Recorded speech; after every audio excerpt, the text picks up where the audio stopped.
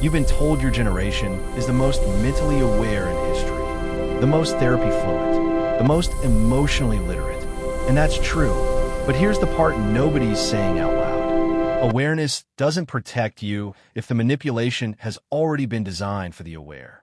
The tactics being used on Gen Z aren't clumsy. They're not your grandfather's propaganda or your mom's toxic ex. They've been optimized, A/B tested, run through algorithms that know your nervous system better than you do. And the most dangerous part? They feel like empowerment. They feel like community. They feel like finally being understood. That's not an accident. That's the design. Let's go there. It starts with something called parasocial engineering. And Gen Z is the first generation to grow up fully inside it. A parasocial relationship is the psychological bond you form with someone who doesn't know you exist. Traditionally, that was celebrities. One-directional, harmless-ish. But the modern version is something different entirely. Now the influencer looks directly into the camera. They say we. They share their spiral, their therapy revelations, their 2 a.m. thoughts. They make you feel like you're in a private conversation with someone who genuinely sees you. Psychologists who study parasocial dynamics call this the illusion of reciprocal disclosure, the sensation of mutual vulnerability when the vulnerability only flows one way. And the moment that bond is formed, you trust their recommendations. You adopt their worldview. You defend them to strangers online like they're your friend, because your brain genuinely categorized them as one. They knew that going in. Now here's where it gets more specific to your generation. There's a mechanism at work that researchers are only beginning to fully document. It's called identity capture. Here's how it works. You're young. You're still figuring out who you are. That's not a flaw. That's developmental biology. But that openness also makes you the perfect target for something very calculated. A community, a movement, an aesthetic, a creator. They don't sell you a product first. They sell you a self. You're not just buying this thing. You're the kind of person who buys this thing. You're not just watching this content. Watching this content means you're perceptive, awake, different from the sheep. Once your identity is attached to something, criticizing that thing feels like a personal attack. Leaving that community feels like losing yourself. And whoever controls the identity controls you without ever issuing a single order. Social psychologists call this identity fusion. The line between you and the group dissolves. And once it does, the group's enemies become your enemies. The group's narrative becomes your reality. Dissent starts to feel like self-destruction. Let's talk about something that's going to be uncomfortable. The weaponization of therapy language. Your generation mainstreamed emotional literacy. That's genuinely beautiful.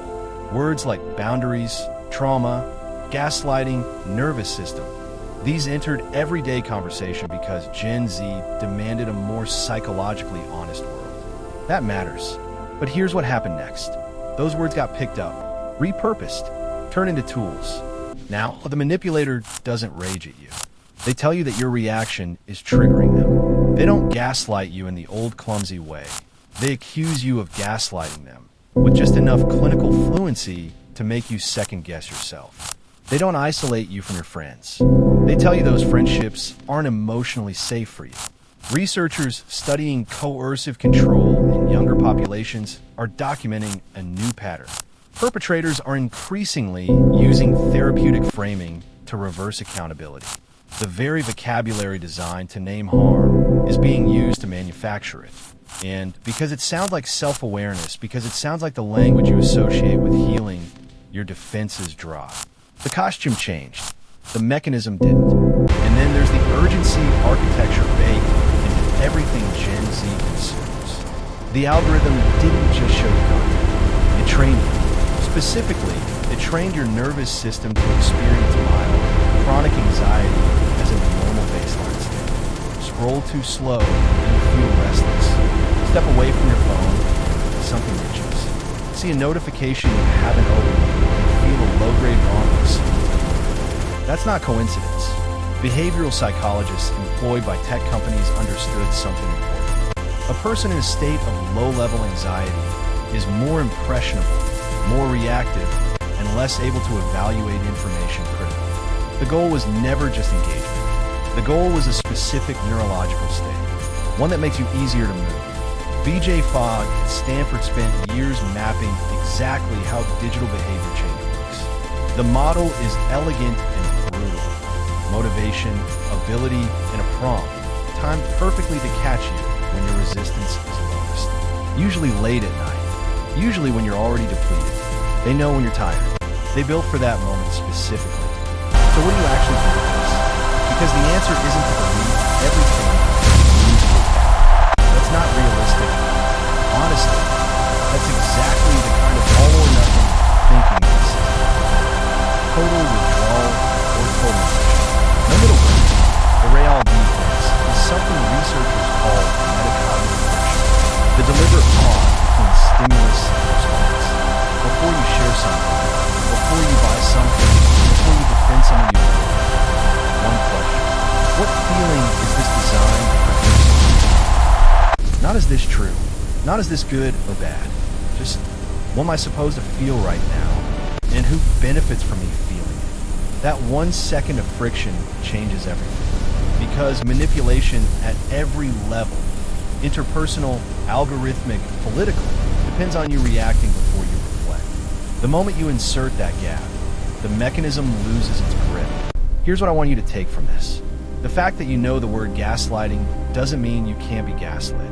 The fact that you value authenticity doesn't mean you can recognize a performance of authenticity. The fact that you're skeptical of institutions doesn't mean you're skeptical of the right things. Your generation got handed extraordinary psychological vocabulary and then got dropped into an environment specifically engineered to use that vocabulary against you. That's not your fault, but it is your problem to solve. The strings are there. You just have to learn to feel them before you follow them. Asterisk if this landed. Subscribe. This channel doesn't do surface level. And drop a comment. Which one of these hit the closest to home? I want to know what you're actually seeing out there.